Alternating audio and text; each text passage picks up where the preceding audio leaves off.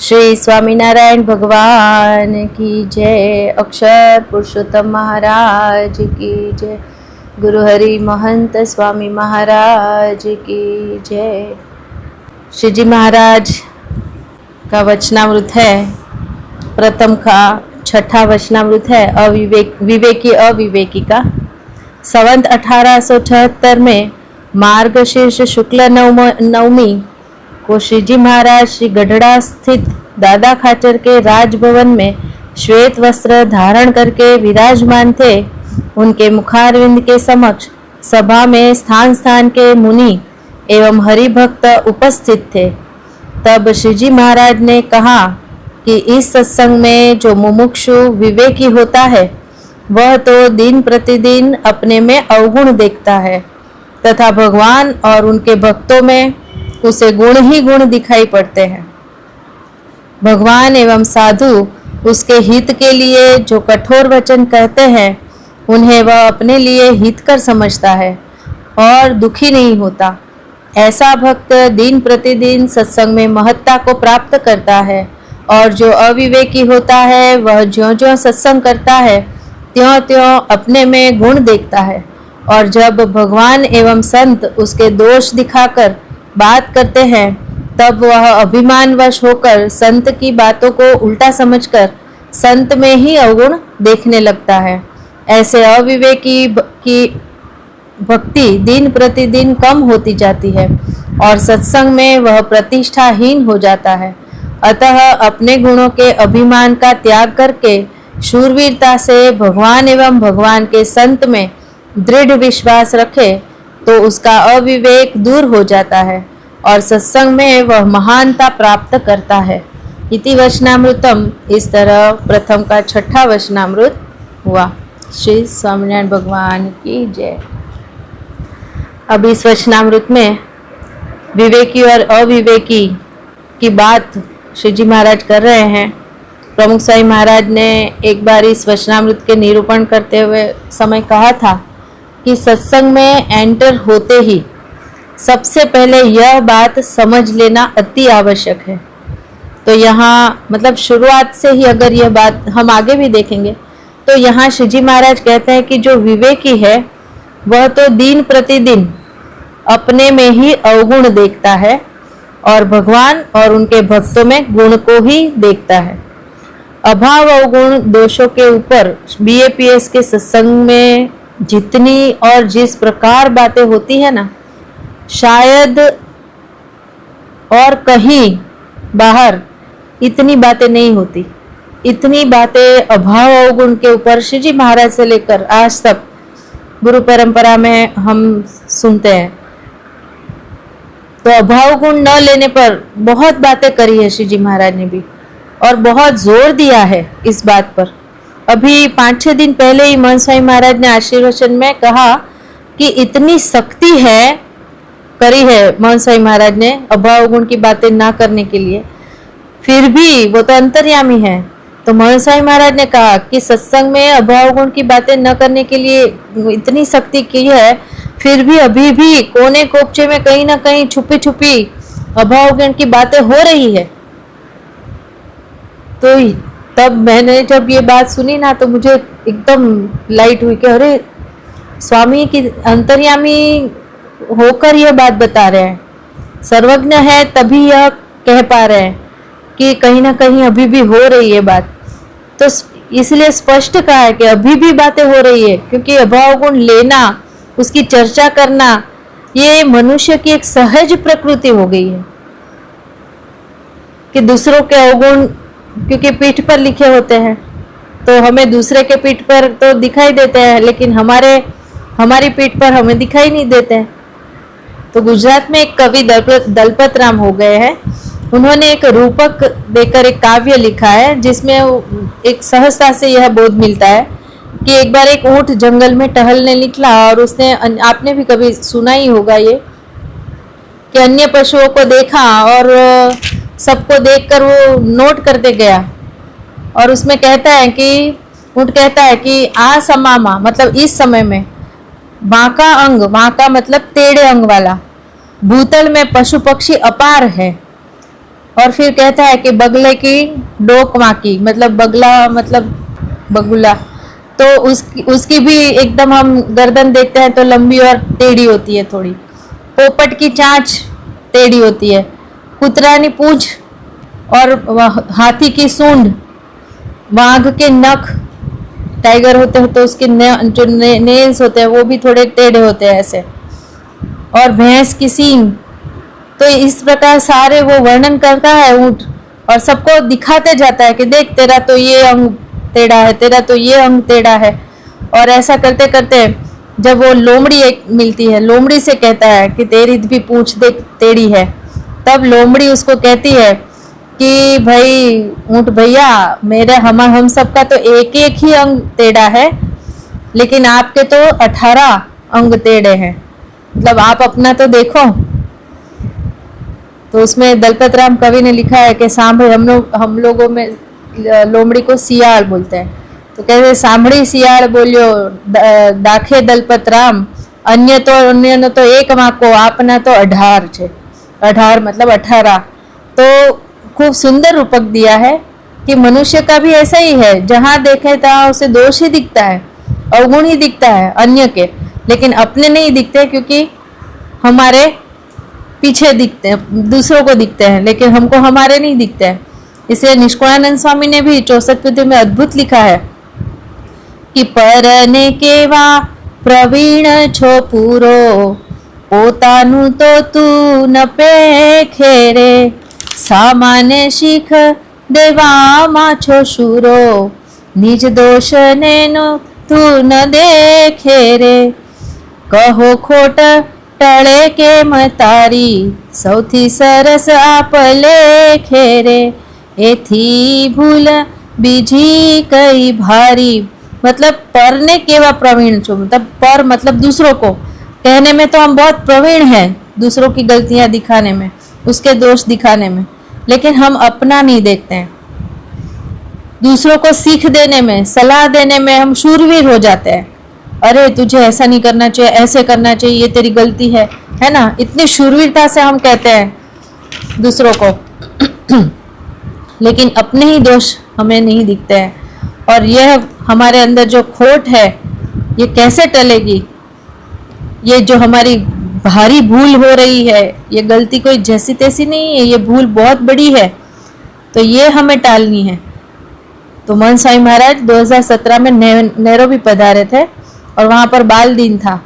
अब उसमें बाल दिन में मन साई महाराज बच्चों के साथ एक गेम खेलने वाले थे, वो पासिंग द बॉल गेम होता है ना, वही, और म्यूजिक जैसे उसमें बंद होता है तो जिसके हाथ में बॉल रह जाता है उसको फिर पनिशमेंट मिलती है, और पनिशमेंट में मुखपाठ, जिसने जो मुखपाठ किया है वो उसे बोलना है, ऐसा तय हुआ था। अब मन साई महाराज के ही हाथ में बॉल रह गया, और फिर मन साई महाराज को जब पनिशमेंट आई तब उन्हें कहा कि आप मुखपाठ बोलिए। तो मन साई महाराज ने इसी बात पर, स्वामी की बात है, दूसरे प्रकरण की 61वीं बात है, तो मन साई महाराज पूरी वो स्वामी की बात एकदम मुखपाठ में बोल गए कि जैसा दूसरों को समझाने का आग्रह है वैसा स्वयं को समझने का हो, जैसा दूसरों का दोष दिखाने का आग्रह है वैसा अगर स्वयं के भी दोष देखने का आग्रह हो तो कोई कसर रहे नहीं। और फिर यह मुखपाठ, यह स्वामी की बात कह के मोहन साई महाराज ने उसका निरूपण भी किया और कहा कि अगर ये बात जीव में उतर जाए ना तो ये कायाकल्प करने वाली बात है, मतलब काया ही पलट जाए, अध्यात्म मार्ग में काया पलट हो जाए, ऐसी यह बात है, ऐसा मोहन साई महाराज ने तब कहा। प्रथम के 16वां वचनामृत है तो उसमें भी उसका भी यही है वचनामृत, विवेकी अविवेकी ही बात है, और उसमें भी पहली ही वचनामृत की पहली ही लाइन है, उसमें भी श्री जी महाराज ने यही कहा कि जिसे सत असत का विवेक हो वह तो स्वयं के अंदर जो जो अवगुण है उसे जाने और फिर उसका त्याग करे। तो पहले जानने हैं, अगर जानने लगे ना तो समझना हरि कृपा जब होए तब सूझत अपना दोष, मतलब पहला हम हरि की कृपा होती है तब हम हमें अपने दोष दिखाई देते हैं, हम अपने दोष जानते हैं, और फिर और थोड़ी सी कृपा होती है तो फिर वह जो दोष है उसे हम टालने का विचार कर सकते हैं, और उससे भी जब ज्यादा कृपा होती है तब वह दोष टल जाता है कृपा से। तो पहले तो हमें जानने हैं दोषों को अपने, और जानने लगे अगर एक बार तो समझना कि कृपा शुरू हो गई। बाकी अपने से तो हमें अपने दोष कभी दिखेंगे ही नहीं, ये हमारा अनुभव है कि हमको अपने दोष दिखते ही नहीं थे पहले, लेकिन सत्संग में आने के बाद तो शुरुआत हुई दोष दिखने की, तो मतलब हरि की कृपा शुरू हुई। तो जो अपने अंदर के दोष अवगुण को नहीं जानते हैं उसे पंचाला के 3 में श्री जी महाराज ने अलग अलग उपमाएं दी है कि वो कैसा होता है वो व्यक्ति जिसे अपने अंदर के दोष दिखते ही नहीं है, वो अपने अवगुणों को जानता ही नहीं है, वो कैसा है। तो पेज नंबर है 341, पंचाला का तीसरा वचनामृत है 341। तो उसमें दूसरा पैराग्राफ है, इसमें श्री जी महाराज कहते हैं कि जो बुद्धिहीन है वह केवल अपने गुणों को ही जानता है। यानी पहली उपमा क्या दी, बुद्धिहीन, है ना। फिर आगे कहते हैं कि अवगुणों को नहीं जानता और वह स्वयं को संकादिक सदृश महान मानता है और अन्य बड़ों को अपने से ही हीन समझता है। परंतु जो बुद्धिमान है वह अपने अवगुणों को जानता है कि मुझ में इतने अवगुण है, इसके पश्चात उसको मिटाने का आग्रह रखकर वह उन अवगुणों को मिटा देता है।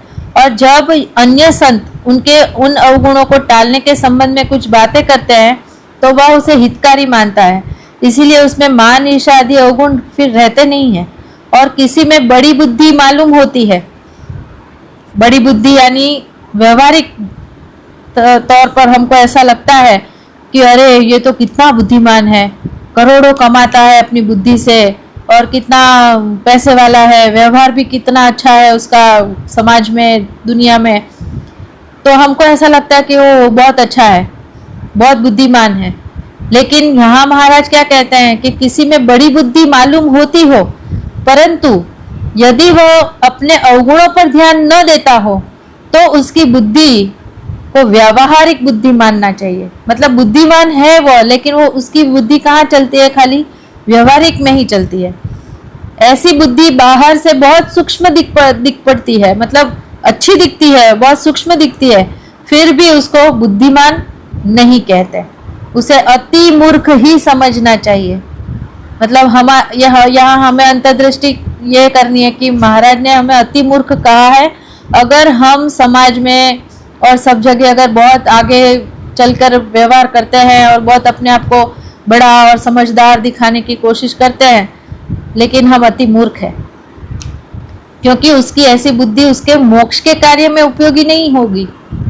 और किसी में अल्प बुद्धि हो, भले बुद्धि थोड़ी हो, परंतु यदि वह अपने अवगुणों को जानकर उन्हें टालने के उपाय करता रहता है तो उसकी अल्प बुद्धि भी मोक्ष के लिए उपयोगी है। देखो उसकी बड़ी बुद्धि है लेकिन मोक्ष के काम की नहीं है, भले दुनिया में वो बड़ा दिखता हो। और कोई एक व्यक्ति है जिसकी अल्प बुद्धि है, उसके अंदर ज्यादा बुद्धि नहीं है, लेकिन वो अपने दोषों को देखते रहता है, अंतर्दृष्टि में रहता है, भले वो कम कमाता हो, लोग कम मानते हो उसको, लेकिन उसकी बुद्धि मोक्ष के लिए उपयोगी है। परब्रह्म की दृष्टि कितनी अलग है ये हमको यहाँ दिखाई पड़ता है। तो बुद्धिमान महाराज कहते हैं उसकी मोक्ष के लिए उपयोगी हो जाती है। और जो कभी भी अपने अवगुणों को नहीं देखता और स्वयं के गुणों पर ही जिसकी दृष्टि रहती है उसे मूर्ख कहते हैं, तथा जो अपने अवगुणों को देखता रहता है उसे बुद्धिमान कहा जाता है। तो यहाँ पर कितनी उपमा दी, बुद्धिहीन, मूर्ख, अति मूर्ख, व्यवहारिक बुद्धि, ऐसी उपमाएं देकर श्री जी महाराज ने बताया जो भेद है बुद्धिमान और अल्प बुद्धि का, कितना अद्भुत यहाँ पर श्री जी महाराज ने ये बात समझाई हमें। फिर मध्य का 26वां वचनामृत है और मध्य का 28वां वचनामृत में है। तो इसमें भी श्री जी महाराज ने यही एक ही सरी की बात करी है कि अगर स्वयं के गुण को कोई परखता है और वह चाहे कोई बड़ी पदवी पर है तो वह बड़ी पदवी से भी उतर जाता है। मतलब अपने गुण को ही कोई देखता है तो फिर वो चाहे कोई भी बड़ी पदवी पर हो लेकिन वहां से भी वो गिर जाएगा।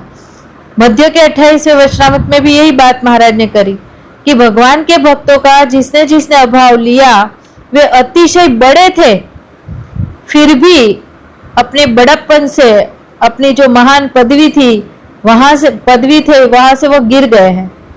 तो जिसका बुरा हुआ है वह भगवान और भगवान के भक्त के अभाव गुण दोष देखने से हुआ है, और जो अध्यात्म में आगे बढ़ते गए हैं वह भगवान और भगवान के भक्त की महिमा समझते थे, इसीलिए आगे बढ़े हैं। देखो ये कितने वचनामृत से अलग अलग एंगल से महाराज ने यह बात को हमें समझाई है कि हमें कितना नुकसान हो सकता है अभाव गुण दोष से। फिर मध्य के 44 वचनामृत है, मध्य का 44वां वचनामृत है, पेज नंबर है 469। और इस वचनामृत में भी इसमें दूसरा पैराग्राफ है 469 पेज पे, और इसमें श्री जी महाराज कहते हैं कि जो अपने अवगुण नहीं देखता वह तो आसुरी जीव कहलाता है। यहाँ मतलब महाराज ने दैवी जीव और आसुरी जीव के लक्षण बताए, और उसमें भी आसुरी कौन है तो इसमें भी महाराज ने यह बात रखी है कि हम तो ऐसा मानते हैं कि जिस पुरुष को पहले सत्पुरुष का संग रहा होगा और अथवा भगवान का दर्शन हुआ होगा उसको अन्य हरिभक्त का दोष दिखता ही नहीं, बल्कि अपना ही अवगुण प्रतीत होता है। देखो मतलब अगर इस जन्म में हमें अपने अवगुण दिखते हैं तो इसका मतलब यह समझना है कि पिछले जन्म में हमें कहीं ना कहीं भगवान और सत्पुरुष अक्षर ब्रह्म सत्पुरुष का योग हुआ है, कहीं ना कहीं हमें उनके दर्शन हुए हैं, और इस कारण से हमें इस जन्म में हमारे गुण नहीं दिखते, हमें हमारे दोष दिखाई दे रहे हैं। कितनी अच्छी बात है ये कि हमको हमारे अवगुण प्रतीत हो रहे हैं। तो जिसके ऐसे लक्षण हो उसे दैवी जीव समझना, और जो आसुरी जीव होता है उसको अपने में एक भी अवगुण नहीं दिखाई पड़ता, उसे तो यही मैं हूं कुछ, मैं ही कुछ हूं, मतलब उसको अपने अवगुण दिखते ही नहीं है। वह अन्य हरि भक्तों में केवल अवगुण ही देखता रहता है। जिसकी ऐसी बुद्धि हो उसको आसुरी जीव समझना चाहिए। और फिर लास्ट लाइन में श्री जी महाराज कहते हैं कि जो पक्का हरिभक्त होता है उनको तो अपने में ही अवगुण दिखाई पड़ते हैं, वह दूसरों के दोष कभी नहीं देखते। तो ये पक्के हरिभक्त का भी यह एक लक्षण भी यहाँ पर श्री जी महाराज ने हमको बताया कि हमें भी अगर पक्का सत्संगी पक्का हरिभक्त बनना है तो हमें कभी अन्य के अवगुण नहीं देखने हैं। इसके बाद मध्य का 26वां वचनामृत है, पेज नंबर है 433। तो इसमें भी लास्ट लाइन है यह वचनामृत की 33। इसमें लास्ट ये पेज पे लास्ट डार्क लाइन है ना कि जो अन्य में दोष देखता है और अपने में गुण देखता है वह सत्संगी होने पर भी आधा विमुख ही है। कितनी बड़ी बात हो गई है, विमुख महाराज ने कह दिया कि जो अपने अवगुण नहीं देखता है वो सत्संग में ही है लेकिन वो फिर भी आधा विमुख ही है। उसके बाद अंत्य का 11वां वचनामृत है, पेज नंबर 590। ये सीता जी की समझन का वचनामृत है जो प्रमुख साईं महाराज को बहुत प्रिय था। हमेशा अंत्य का 7वां और अंत्य का 11वां वचनामृत प्रमुख साईं महाराज का फेवरेट वचनामृत रहा है।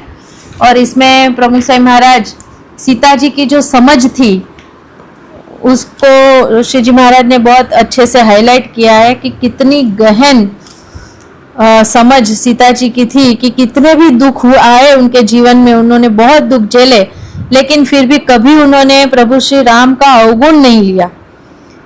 इसीलिए प्रमुख साईं महाराज का यह फेवरेट वचनामृत रहा कि कितने भी दुख आने पर भी कभी उन्होंने ये नहीं कहा कि श्री राम से कि आपकी वजह से मुझे इतने दुख झेलने पड़े। तो महाराज प्रमुख साई महाराज हमेशा कहते हैं कि अगर यह वचनामृत किसी ने अपने अंदर उतार लिया ना, सीता जी की समझ वाला, तो सत्संग में उसका पहला नंबर, ऐसा प्रमुख साई महाराज कहते हैं। मोहन साई महाराज ने भी पुरुषोत्तम बोलिया प्रीति ग्रंथ है ना, उसमें से एक आशीर्वचन, जब वो अफ्रीका में थे तभी उन्होंने कहा था कि दूसरों की महिमा समझ के सेवा करे और स्वयं के दोष देखे, वह दास है। ये दास की व्याख्या श्री जी महाराज ने करी है पुरुषोत्तम बोलिया प्रीति ग्रंथ में। और इस बात पर आगे मोहन साई महाराज ने कहा कि ये बहुत बड़ी कलम है कि खुद के दोष को देखना और दूसरों के गुण देखना, ये बहुत बड़ी कलम है अध्यात्म मार्ग में। और जिसने यह समझ लिया, मोहन साई महाराज कहते हैं कि वह ब्रह्मरूप हो गया, उसे तो धन्य है। इतना अगर हो जाए तो काम हो गए, हो जाए। और यही करना है, ये मोहन साई महाराज के शब्द है। मोहन साई महाराज कहते हैं यही करना है सत्संग में, लेकिन हम दूसरा तीसरा ही कर रहे हैं, हजामत कर रहे हैं। इस सत्संग में तो स्वयं के दोष देखो तो सही मायने में सत्संग कर रहे हो। स्वयं का एक दोष भी दिखा तो वह एकांतिक भाव को पा चुका। कैसी अलौकिक बात मोहन स्वामी महाराज ने यहाँ पर करी कि मोहन स्वामी महाराज कहते हैं वो धन्य है, उसे वो ब्रह्मरूप हो गया, वह ही सच्चा सत्संग कर रहा है। और एक भी दोष अच्छे से पकड़ में आ गया, दिख गया, तो एकांतिक भाव को पा चुका। तो हमको यह बात को बहुत सीरियसली लेने की ज़रूरत है, मुझे भी और हम सबको भी, कि स्वामी की मन में कितनी स्पष्टता है इस बात को लेकर, कि वो कितना जानते होंगे कि खाली एक अभाव गुण की वजह से, एक दोष देखने का जो हमारा अवगुण है, उसकी वजह से कितने ही पहले के भक्त चोटी पर पहुंचते पहुंचते गिर गए होंगे। तभी इतना जोर दिया जा रहा है इस बात पर, ये हमको अनुभव में आ रहा है। तो हमें अपने सामने ही देखना है, गुणों के सामने नहीं देखना है, हमें दोषों के सामने ही देखना है। और ये सत्संग में पहली बार हमें यह बात सिखाई है कि दूसरों के सामने नहीं देखना है। कबीर जी ने भी कहा ना कि बुरा देखन में चला, बुरा न मिलिया कोई, अंतर खोज के देखा तो मुझसे बुरा न कोई। तो ये अंतर्दृष्टि करेंगे तो पता चलेगा कि मुझ में ही कितने दोष है, तो क्या दूसरों के देखने बैठूं, इतना समय कहाँ है दूसरे का देखने जाए बैठेंगे। तो यह पहली बात हमने यह वचनामृत में जानी कि स्वयं के दोष को जानना है। फिर दूसरी कलम इस वचनामृत में श्री जी महाराज ने कही कि दूसरों के अवगुण नहीं देखने हैं। अब उसके ऊपर भी बड़ी चौकड़ी मोहन साई महाराज हमेशा करते हैं, ऐसा हाथ उठाकर क्रॉस का निशान बनाते हैं कि अभाव अवगुण किसी के नहीं देखने हैं, और बार बार समझा रहे हैं कि दूसरों के अवगुण हमें नहीं देखने हैं। यह भी एक अनादि काल से हमारा ढलान ही है कि हमें वही दिखता है। जैसे कौवा होता है ना, वह कहीं भी जाए, बैठेगा कहाँ, जहाँ पर कोई पशु है, उसके यानी गाय भैंस कुछ भी है और उसके शरीर पर, पीठ पर जख्म हुआ हो ना, तो वो वहीं बैठेगा और अपनी चाक से उस जख्म को, वो मांस को अंदर से खुरेदता रहेगा। वैसे ही कौवे जैसे जो जीव है मनुष्य, वो भी वही ढलान रहता है हमारा कि दूसरों के ही अवगुण दोष पर ही हमारी वृत्ति टिकती है, वहीं बैठते हैं हम और फिर उसे खुरेद कर दूसरों को भी बताते हैं। तो ऐसी दृष्टि हो जाती है, दोष दृष्टि। जो कोई नया सत्संग में आता है, एंटर होता है, और उसकी सत्संग की शुरुआत अगर किस तरह से होती है ना, उसके पर ये बहुत मैटर करता है सत्संग में प्रगति के लिए। अगर वो सत्संग में आते ही अगर दोष की दृष्टि हो गई और सबके ही अगर वो भक्तों के भी अवगुण देखता रहा, तो उसका तो पार ही नहीं आएगा, क्योंकि दोष तो सबके ही दिखने ही वाले हैं। ये संसार कहता है ना कि ये हॉस्पिटल है और सारे रोगी है। अब हॉस्पिटल में एंटर होंगे तो हम भी रोगी है, तभी तो हॉस्पिटल में एंटर हुए हैं। तो हमको सब रोगी के रोगी दिखेंगे, दृष्टि हमारी वही रहेगी क्योंकि सभी रोगी है। तो वैसे ही अगर सत्संग में आते ही हम गुण देखने बैठेंगे तो हमारी जो नोटबुक्स है, नोटबुक वो गुणों से भरती जाएगी। सबके ही गुण देखते जाएंगे, लिखते जाएंगे तो नोटबुक्स की बुक्स भर जाएगी। लेकिन अगर दोष बैठे देखेंगे तो दोषों की भी वैसे ही बुक भरेगी, उतनी ही नोटबुकें भरेगी। तो ये हमारे ऊपर डिपेंड करता है कि हमें गुण से, गुणग्राहक दृष्टि से सबको देखना है या फिर दोष दृष्टि से देखना है। कहाँ से शुरुआत करनी है सत्संग की, ये हमारे हाथ की बात है। श्री जी महाराज से लेकर सारे गुणातीत गुरुओं ने अपनी अगली पीढ़ियों में ये बातों को एकदम नींव में से डाली है। आज सद्गुरु संतों का जीवन जब देखते हैं तो दिखता है कि योगी जी महाराज ने इन सब में यह बात जो गुण ग्रहण की है वो कैसे जीव में गाड़ दी है। चाहे कोई गुण ना दिखे तो भी अवगुण तो देखना ही नहीं है, इसी बात से शुरुआत करवाई है। महंत स्वामी महाराज तो अनादि के पुरुष है। जब 1952 में महंत स्वामी महाराज योगी जी महाराज से पहली बार मिले लौकिक दृष्टि से इस लोक में, वैसे तो मिले हुए ही है, अनादि के हैं तो, लेकिन 52 में मिले और 53 में योगी जी महाराज अहमदाबाद में थे और महंत स्वामी महाराज युवक थे, ट्रेन से अहमदाबाद जा रहे थे और ट्रेन में बहुत भीड़ थी। उनके साथ एक हरिभक्त भी थे। जैसे ही सीट मिली दोनों बैठे, बाजू बाजू में ही बैठे थे। बैठते ही उस हरिभक्त ने अभाव गुण की बातें शुरू करी। महंत स्वामी महाराज ने उन्हें रोकते हुए कहा कि कीर्तन बोलते हैं, स्वामी की बात का मुखपाठ बोलते हैं, लेकिन ये आप रहने दो। लेकिन वो हरिभक्त तो इतने जोश में आ गए थे कि उस महंत स्वामी महाराज की बात सुनने को ही तैयार नहीं, और बस अपने अंदर जो कचरा भरा था ना वो सब उलटते गए। तो महंत स्वामी महाराज ने ज्यादा लक्ष्य भी नहीं रखा उस बातों में, कान नहीं दिए, ध्यान भी नहीं दिया, लेकिन वो बोलते रहे।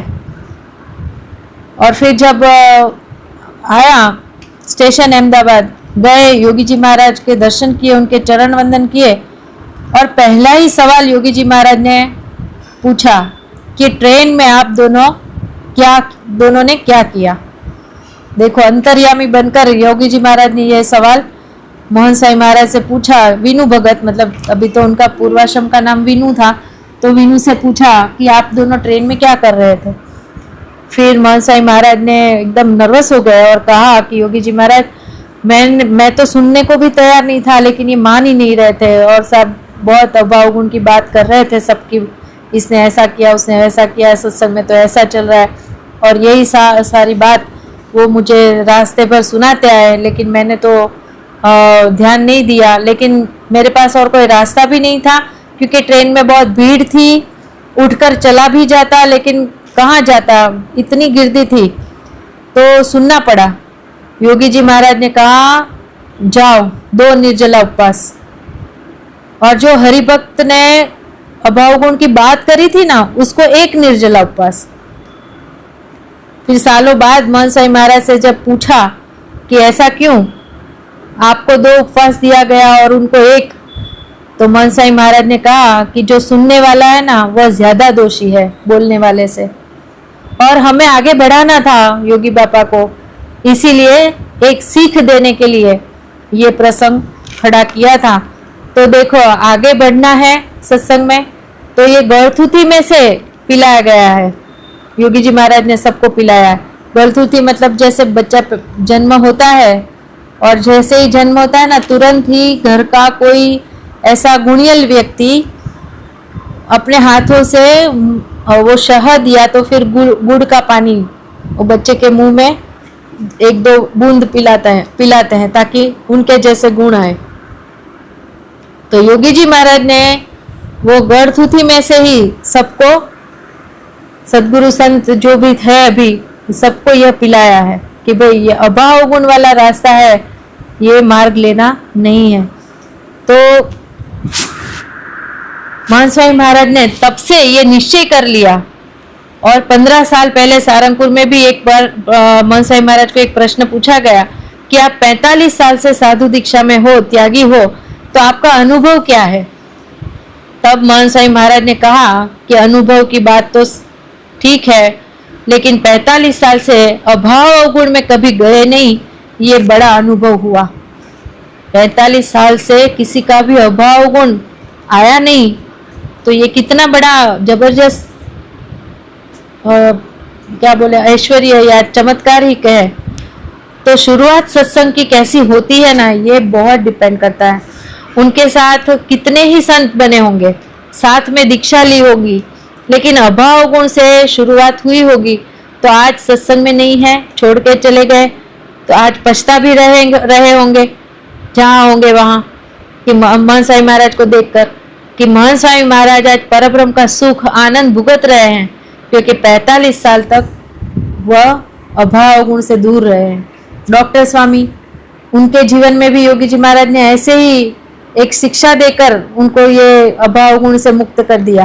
डॉक्टर स्वामी कंडारी गांव आए, योगी जी महाराज कंडारी गांव में एक मथुर भाई नाम के हरि भक्त के घर पर थे, और आते ही मतलब तब तो युवक में थे डॉक्टर स्वामी, तो उनका रमन भाई नाम था और युवक में ही थे, दीक्षा हुई नहीं थी। और रमन भाई ने आकर योगी जी महाराज से कहा कि मुझे आपसे खानगी में बातें करनी है, एकांत में।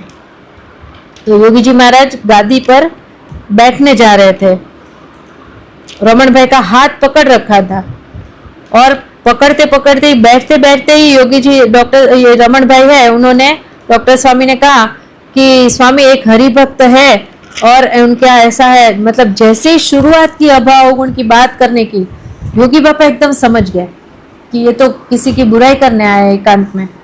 और तुरंत उन्होंने, जैसे वो करंट लगता है तो कैसे हम झटका देते हैं, वैसे झटके से उन्होंने डॉक्टर स्वामी का हाथ छोड़ दिया। अब हम कई बार कहते हैं ना कि बात जैसी थी वैसी कही जाए, तो वो अभाव गुण थोड़ी होती है। तो डॉक्टर स्वामी तो पहले से ही बहुत प्रामाणिक, अति प्रामाणिक पुरुष, 100% नहीं 125% बात सच हो ना तो ही कहे, फुल प्रमाणित करने के बाद ही वे योगी जी महाराज से ये बात करने आए थे। सच बात थी तो भी योगी जी महाराज सुनने के लिए तैयार हुए नहीं। और जैसे ही ये बात करी, योगी जी महाराज ने हाथ झटक दिया डॉक्टर स्वामी का, और उनको बैठते बैठते ऐसे झटक दिया। फिर उनको फिर से खड़ा होना था। अब उनका तो उम्र ऐसी थी ना कि टेके के बिना वो खड़े भी नहीं हो पाते थे, लेकिन यह बात से इतने नाराज हुए, बिना हाथ के सहारा लिए डॉक्टर स्वामी का अपने आप ही उठ गए और वहां से वो रूम दरवाजा खोलकर रूम के बाहर चले गए। तो देखो, बस इतनी सी क्रिया योगी जी महाराज ने इतनी बड़ी सीख दे दी डॉक्टर स्वामी को कि कभी इस रास्ते में पड़ना नहीं। और डॉक्टर स्वामी कहते हैं कि उस दिन से लेकर आज का दिन कभी किसी का अभाव गुण दोष उस दिशा में गया ही नहीं मैं, क्योंकि गुरु की नाराजगी उन्होंने उनकी आंखों में देखी। वो उस पल में, वो पल हमेशा उनके जहन में बैठ गया, तो कभी फिर वो उस रास्ते पर गए ही नहीं, डरते थे अभाव गुण के रास्ते से पर जाने से। कोठारी स्वामी जो हमारे मुंबई के यहाँ पर सदगुरु संत, वो जब युवक में थे, वेकेशन में योगी जी महाराज का समागम करने सारे बच्चे आ जाते थे। युवक जैसे ही वेकेशन होता था तो मंदिर में आए, और अटलादरा बड़ौदा का जो अभी का मंदिर है ना, वहाँ कोठारी स्वामी आए और गेट के पास ही प्रमुख स्वामी महाराज उन्हें मिल गए। तो प्रमुख स्वामी महाराज से पूछा कि योगी जी महाराज कहाँ हैं? तो प्रमुख स्वामी महाराज ने कहा कि योगी जी महाराज तो अभी फलाने गांव में हैं, नाम कुछ बताया, और कहा कि मंदिर के गेट के बाहर से ही आपको 2 बजे दोपहर के बस मिल जाएगी, तो तब तक आप यहाँ पर बैठिए। और कोठारी स्वामी प्रमुख स्वामी महाराज के साथ बैठे थे, और प्रमुख स्वामी महाराज ने पहली ही सीख कोठारी स्वामी को देते हुए कहा कि यह सत्संग है ना, ये समंदर जैसा है। समंदर में मछलियां भी होती है और मोती भी होते हैं, तो हमें मोती ले लेने हैं और मछली नहीं लेनी है। यह सीख प्रमुख स्वामी महाराज ने कोठारी स्वामी को सबसे पहली बार, तब तो वो युवक में थे, तभी उनको यह सीख दे दी। और सीख से यही सीख, पहली सीख से उनकी सत्संग की शुरुआत हुई। तो तभी से कोठारी स्वामी कहते हैं कि एक अंदर ठान ली, नक्की कर लिया कि वो बाजू हमें दृष्टि करनी ही नहीं है अभाव गुण की, दोष की तरफ। तो किसी के अवगुण की ओर दृष्टि नहीं की तो और मोती ही लेते गए, तो आज हमको उनकी स्थिति, उनकी जो ब्राह्मी एकांतिक स्थिति है ना, वो हम हर संडे हम जाते हैं ना दादर, उनकी स्थिति देखते हैं हम अपनी आंखों से कि कितनी अलौकिक अद्भुत स्थिति है उनकी। तो अगर अभाव गुण में होते हैं, वो रास्ता लेते, तो ये स्थिति बन पाती उनकी। त्याग वल्लभ स्वामी, वो पहले से ही योगी जी महाराज ने उनको आज्ञा करी थी कि आपको पूरी रसोई की सेवा संभालनी है, किचन की सेवा। अब एक बार उनको ऐसा हुआ कि योगी जी महाराज को कुछ फरियाद करने के लिए आए, उनको शिकायत करनी थी योगी जी महाराज से, क्योंकि जो संत थे दूसरे, अब वो समय ऐसा था ना, बहुत छोटे छोटे, हमने फोटो में भी देखा कि कितने छोटे छोटे संत हैं, 9वीं 10वीं 11वीं करके आए हुए हैं, कोई कोई तो 9-10 साल 11 साल के, इतने छोटे। और अभी वो बच्चे ही, हम तो युवक भी नहीं कह सकते, एक्चुअली वो बच्चे ही होते हैं। और ये छोटे छोटे बच्चे जो है संत बनकर वहां रहने आए होते हैं। अभी कभी उनको भूख लगती, अब छोटे हैं तो भूख ज्यादा लगती है, भूख लगती थी तो रसोई में जाकर त्याग वल्लभ स्वामी ने कुछ तैयारी कर रखी हो, कभी कुछ श्रीखंड बनाना है, कोई फ्रूट सलाद बनाना है तो फ्रूट्स काट कर रखे होते हैं, ड्राई फ्रूट्स काट कर रखे होते हैं, क्योंकि दूसरे दिन पूरा रसोई बनाना होता है, दूध पाक बनाना होता है, तो दूध पी जाते हैं ये सारे बच्चे आकर, फ्रूट्स खा जाते हैं। तो ऐसा सब करते हैं। तो त्याग वल्लभ स्वामी को जरा मन में हो गया कि फिर दूसरे दिन क्या परोसे ना, जो तैयारी करी वो बने ही नहीं चीज, तो इस वजह से वो परेशान थे। तो त्याग वल्लभ स्वामी ने आकर योगी जी महाराज से कहा, थोड़ी शिकायत की बच्चों की, ये सारे छोटे छोटे संतों की। तो योगी जी महाराज को, त्याग वल्लभ स्वामी को ऐसा था कि योगी जी महाराज सबको बुलाकर डांटे, लेकिन योगी जी महाराज ने त्याग वल्लभ स्वामी की दृष्टि बदल दी। योगी जी महाराज ने कहा कि स्वामी लो, ये बच्चे अभी इतने छोटे छोटे हैं इसीलिए ऐसा कर रहे हैं, लेकिन अभी देखते देखते ये सब बड़े हो जाएंगे और बड़े बड़े काम करेंगे सत्संग के। और हमारे गुरु तो हम जब छोटे थे तो हमें इतने प्रेम से रखते थे कि एकादशी के दिन भी अगर हमें भूख लगे ना तो हमको खाना भोजन करा के भी संभालते थे हम सबको। तो आपको भी ये सारे छोटे छोटे संतों को संभालना है। तो देखो पूरी दृष्टि ही पलटा दी। तब से त्याग वल्लभ स्वामी कहते हैं कि मुझे कभी कोई संत का, छोटे से छोटा संत का भी अवगुण नहीं आया। ये कितनी बड़ी उपलब्धि है। ईश्वरचंद स्वामी को किसी ने एक बार कहा कि आपको स्वयं एक बार है ना सत्संग में ये सब क्या चल रहा है ना, ये देखने के लिए निकलना चाहिए, तब आपको पता चलेगा कि कैसा कैसा सत्संग में चल रहा है। मतलब जैसे राजा नगर में देखने निकलता है ना कि नगर में क्या चलता है, चुपके से, अब देश पलट कर। तो ऐसा ईश्वरचंद स्वामी से कहा तो सहज ही ईश्वरचंद स्वामी के मुख से निकला कि योगी जी महाराज ने हमको ये सिखाया ही नहीं है। सोचो कि गुरु की दृष्टि उन्होंने कैसे आत्मसात करके रखी है कि गुरु की दृष्टि क्या कहती है, बस हमारी भी वही दृष्टि। तो ये हमको मिलता है देखने, ये बड़े बड़े संतों के जीवन में ये से हमको ये सीखने भी मिलता है कि किसी का अवगुण देखने का जहर पीने का रास्ता है, वह रास्ते पर हमें चलना ही नहीं है। योगी जी महाराज एक बार लुसाका से ब्रोकन हिल बाय कार जा रहे थे। रजनी भाई नाम के एक हरिभक्त गाड़ी चला रहे थे। अब बीच में कोई रास्ते का काम रोड का चालू होगा तो डाइवर्जन का बोर्ड लगाया हुआ था। तो रजनी भाई उतरे, बोर्ड हटाया और आगे बढ़े। तो योगी जी महाराज ने कहा कि ऐसा क्यों किया, जब बोर्ड लगा है तो वहां नहीं जाना चाहिए। तो रजनी भाई कहने लगे कि भाई कई बार रोड बन भी जाता है ना, फिर भी ये लोग है ना बोर्ड हटाना भूल जाते हैं और फिर हमको ही तकलीफ भुगतनी पड़ती है। तो ऐसा कहकर वो तो गाड़ी स्टार्ट करके निकले। अब 1-8 किलोमीटर ही आगे गए और वो रोड का काम चल रहा था, बहुत बड़ा खड्डा वहां पर खोदा हुआ था। तो और आगे सिंगल पटरी थी, सिंगल रास्ता था, तो आगे तो गाड़ी कहीं से भी निकले ऐसी जगह नहीं थी, और यू टर्न भी नहीं ले सकते थे क्योंकि वन वे था। तो पूरी 1 किलोमीटर तक गाड़ी को रिवर्स चलानी पड़ी। तब योगी जी महाराज ने कहा कि वन वे, अक्षरधाम में जाने के लिए भी वन वे ही है, अभाव अवगुण का रास्ता बंद। अगर वो रास्ता लिया तो अक्षरधाम में नहीं पहुंचेंगे। अक्षरधाम में जाने के लिए एक ही मार्ग है, एक ही रास्ता है और एक ही वन वे ही है। तो अब हम तो सत्संग में आए हैं, कई लोग तो सालों से हैं और कई अभी हमारे आप जैसे हैं, सब नए नए जुड़े हैं। लेकिन कहते हैं कि जब समझे तब, अभी से रिवर्स होना पड़ेगा, क्योंकि ये तो अनंत जन्म का ढलान है, दोष की तरफ ही दृष्टि जाती है। तो लेकिन अभी से ही रिवर्स लेना शुरू करना पड़ेगा, नहीं तो जितना आगे जाएंगे ना, रिवर्स होना उतना ही कठिन हो जाएगा, है ना।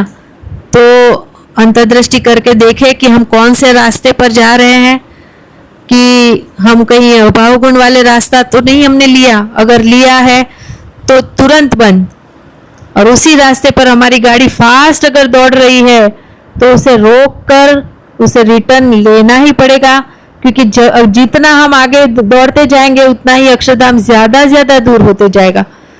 तो जब जागे तब सुबह संत स्वामी सारंगपुर में थे और शास्त्री जी महाराज वहाँ पर पधारे। अब वहाँ पर कोई 2 व्यक्ति का आपस में उन दोनों को अनबन हुई थी।